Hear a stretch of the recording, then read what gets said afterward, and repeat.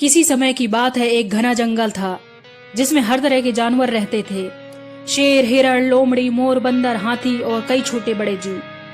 जंगल हमेशा हरा भरा और खुशहाल रहता था, लेकिन एक समस्या ने सभी को चिंतित कर दिया था। जंगल में पानी और खाना धीरे धीरे खत्म हो रहा था। सब परेशान थे, लेकिन कोई भी मिलकर इसका हल निकालने की कोशिश नहीं कर रहा था।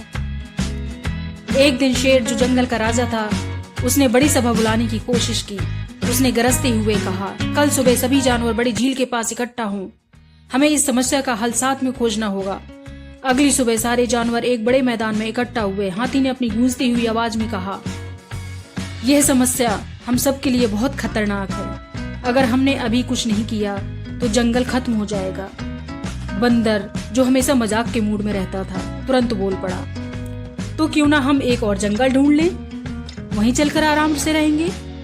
उसकी बात पर सारे जानवर जोर जोर से हंसने लगे, लेकिन समझदार लोमड़ी, जो सबसे अनुभवी और गंभीरता से बोली, यह मजाक का समय नहीं है। जंगल खत्म होने का मतलब है कि हमारी जिंदगी भी खत्म हो जाएगी। हमें ऐसा तरीका ढूंढना होगा जो सबके लिए फायदेमंद हो। अब सब सोचने लगे। तभी तेज दिमाग वाले हिरण ने सुझाव दिया, हमें यह पता लगाना होगा कि जंगल का पानी, खाना क्यों खत्म हो रहा है। अगर हम वजह ढूंढ लें तो शायद इसे रोक सके।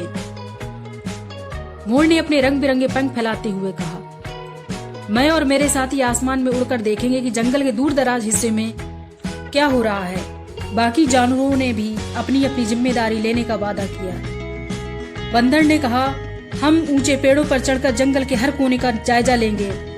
शेर और हाथी गरजते हुए बोले, हम झील और नदियों के पास देखेंगे कि वहां क्या हो रहा है, क्या परेशानी हो रही है। हिरण और बकरिया बोले, हम जमीन पर छिपी हुई चीजों की जांच करेंगे। और अंत में लोमड़ी ने घोषणा की, मैं यह देखूंगी कि कहीं इंसान या बाहर के जानवर तो हमारे जंगल को बर्बाद नहीं कर रहे हैं। जंगल की तलाश। अगले दिन सभी जानवर अपनी अपनी जिम्मेदारियों को निभाने निकल पड़े। मोर और उसके दोस्त ने आसमान से देखा कि जंगल की एक नदी मिट्टी और पत्थरों से जाम हो गई थी, जिससे पानी का बहाव रुक गया था। बंदरों ने देखा कि कुछ इंसान जंगल के पास अपने घर बना रहे थे और उन्होंने कई पेड़ काट दिए थे। इसी बीच शेर और हाथी को झील के पास एक अजीब सी बात पता चली। वहां कुछ अनजाने जानवर आए थे जो झील के पानी को गंदा कर रहे थे। लोमड़ी ने और भी चौंकाने वाली बात का पता लगाया। जंगल के पास के किसान अपनी फसलों के लिए जंगल का पानी चोरी कर रहे थे। शाम को सभी जानवर सभा में लौटे और अपने अपने निष्कर्ष साझा किए। शेर गरज कर बोला, तो ये बात है, इंसान और ये अजनबी जानवर हमारे जंगल को बर्बाद कर रहे हैं। हिरण ने जोड़ा, और जंगल के अंदर मिट्टी और पत्थरों की वजह से नदियों का पानी रुक गया है। अब सवाल था, क्या किया जाए। एक नई योजना। समझदार लोमड़ी ने सुझाव दिया, हमें मिलकर काम करना होगा। सबसे पहले हम नदियों और झील को साफ करेंगे। बंदर और उनकी टीम इस काम में मदद करेंगे। हाथी अपने मजबूत शरीर से पत्थरों को हटाएंगे। हिरण ने कहा, मोर और उसके दोस्त आसमान से निगरानी करेंगे और हमें बताएंगे कि और कहां समस्या हो सकती है।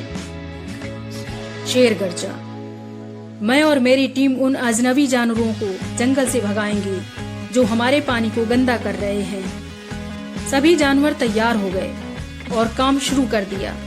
बंदरों और हाथियों ने मिलकर नदियों से पत्थर और मिट्टी हटा दी और एक हफ्ते के भीतर पानी फिर से बहने लगा। शेर और उसके साथियों ने अजनबी जानवरों को भी जंगल से खदेड़ दिया। लेकिन सबसे मुश्किल काम लोमड़ी के हिस्से में आया, इंसानों से बात करना। वह बंदर, मोर और हिरण के साथ किसानों के पास गई। लोमड़ी ने किसान से कहा, तुम और हम एक समझौता कर सकते हैं। तुम हमारे जंगल के पेड़ मत काटो और हमारा पानी मत चुराओ। बदले में हम तुम्हारे खेतों की रक्षा करेंगे। किसान, जो जंगल के जानवरों से डरते थे, इस समझौते के लिए तैयार हो गए। जंगल में खुशियां लौट आईं। 1 महीने के भीतर जंगल फिर से हरा भरा हो गया।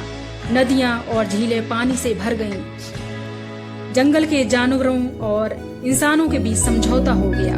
जो अजनबी जानवर परेशानी पैदा कर रहे थे, उन्हें भी हटा दिया गया। एक रात सारे जानवर फिर से उसी बड़े मैदान में इकट्ठा हुए। हाथी ने कहा, ये सब हमारी एकता का नतीजा है। अगर हम एक दूसरे की मदद न करते तो आज जंगल खत्म हो जाता। शेर ने गर्व से घोषणा की, आज से हर साल हम जंगल का दिवस मनाएंगे, यानी जंगल दिवस मनाएंगे, जिसमें हम सब मिलकर अपने जंगल की रक्षा और सुंदरता के लिए काम करेंगे।